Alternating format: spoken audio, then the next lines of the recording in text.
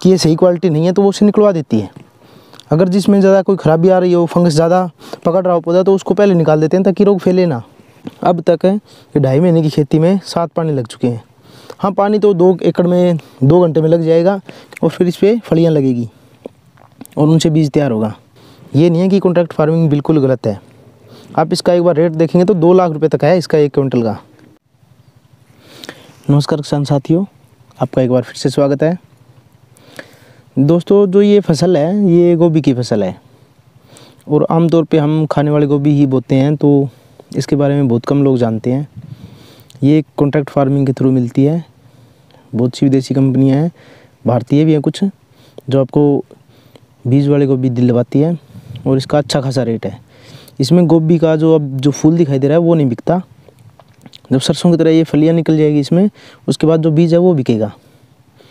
तो अलग अलग इसके रेट हैं और अलग अलग किस्म है और उनकी कुछ शर्तें रहती है। जैसे कि आपको पता है कॉन्ट्रैक्ट फार्मिंग वो तो होती है, उसके बेस पे ये खेती है। तो इसमें जो मेन कंपनियां वो यूपीएल है, मोसेंटो है, जो इसी तरह की है ये सारी, और वो अपने अपने हिसाब से लगवाती हैं। इसकी जो लगाई की बात करते हैं वो इसी तरह ये खालियाँ बना के ही लगाई जाती है।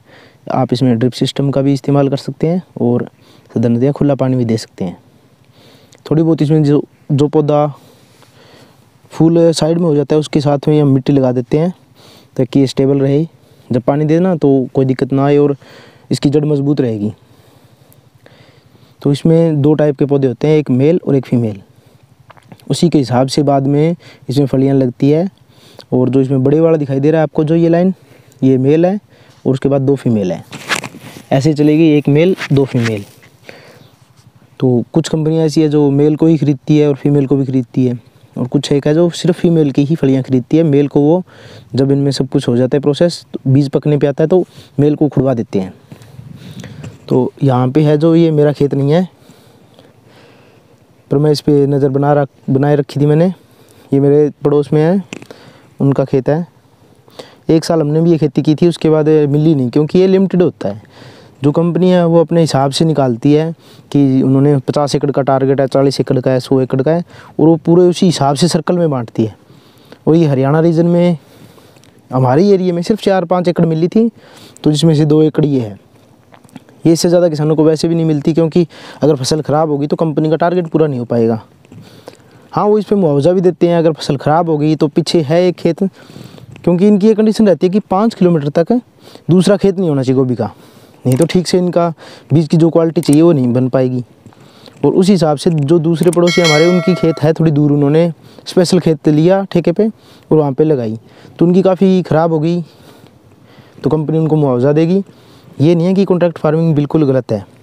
आप इसका एक बार रेट देखेंगे तो 2 लाख रुपये तक है इसका 1 क्विंटल का। और आप सोचो कि 4-5 महीने की खेती में 2 लाख रुपये, तो इतना गलत नहीं है। परंतु इसकी थोड़ी सी मेहनत ज़्यादा है इसमें, और फंगस ज़्यादा आ सकता है, तो इसलिए स्प्रे भी निरंतर करनी पड़ती है और पानी भी। अब तक ये 2.5 महीने की खेती में 7 पानी लग चुके हैं। हाँ, पानी तो 2 एकड़ में 2 घंटे में लग जाएगा, क्योंकि खाली में पानी जा रहा है तो ज़्यादा पानी वेस्ट नहीं है, पर फिर भी है। और शुरुआत का जो 1 वीक है उसमें 2 से 3 पानी देने पड़ते हैं, क्योंकि तब इसकी जड़ नहीं पकड़ पाती। ये भी कोकोपीट्स में लगी हुई ट्रे में आते हैं और फिर ज़मींदार इनको लगाते हैं। ये उनकी निगरानी में होता है सब कुछ। वो आएंगे, वो टेस्ट करेंगे। जिस तरह आपको दिख रहा होगा कि इस लाइन में वहाँ बीच में जगह खाली है। ये जगह इसलिए खाली है क्योंकि यहाँ पे हो सकता है एक आधा पौधा वैसे ख़राब हो गया हो, लेकिन कंपनी को लगा कि ये सही क्वालिटी नहीं है तो वो उसे निकलवा देती है। अगर जिसमें ज़्यादा कोई ख़राबी आ रही हो, फंगस ज़्यादा पकड़ रहा हो पौधा, तो उसको पहले निकाल देते हैं ताकि रोग फैले ना। और इसमें अगर खाद की बात करें तो खेत तैयार करते टाइम यूरिया को छोड़ के लगभग बाकी सारी खाद डल जाती है। DAP, super, potash, sulphur, zinc. और ये आपको डोज तो इनके आपको ही पता है, तो उतनी ज़्यादा कोई है नहीं। और जब आप पानी लगाते हैं तब इसमें यूरिया डाल देते हैं। और अब ये लास्ट टाइम जब इसमें खाद दी है वो डीएपी, सुपर और ये पोटास दी है, और बाद में इसको मिट्टी लगा दी। अब सिर्फ पानी देना है और समय अनुसार स्प्रे करनी है। अब इनका आपको बता देता हूँ कि ये बीज कैसे तैयार होता है। जिस तरह साधारणतः फूल ऐसा होता है जो हम खाते हैं, इसको आप खा भी सकते हैं, कोई दिक्कत नहीं है, परंतु ये बीज वाला है तो ये अपने आप बड़ा होगा ना, तो इतनी अच्छी क्वालिटी का नहीं दिखेगा आपको। और गठीला नहीं है इतना, मतलब हल्का हल्का है। और बाद में ये थोड़ा सा बड़ा होगा तो ये ऐसे इसमें से डालियाँ निकलनी शुरू हो जाएगी, ये ऊपर निकलेगा, फिर ये जो डालियाँ इनके अंदर फूल लगेंगे बाद में, और फिर इस पर फलियाँ लगेगी और उनसे बीज तैयार होगा। तो ये सब कंपनी अपनी निगरानी में करवाती है और अच्छा खासा पैसा देती है। अगर आपकी फसल नहीं हुई तो आपको मुआवजा भी देंगे, खेत का ठेका है जितना औसत चल रहा है उसके हिसाब से वो भी देंगे।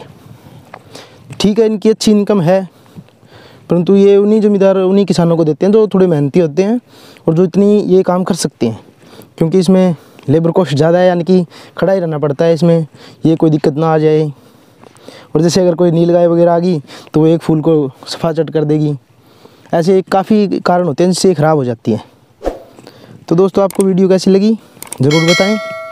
अगर आपके इलाके में भी ऐसी कॉन्ट्रैक्ट फार्मिंग के थ्रू गोभी की या मटर की कोई भी खेती हो रही हो तो कमेंट में ज़रूर लिखें। तो हम मिलते हैं अगली वीडियो में, तब तक बने रहिए। धन्यवाद।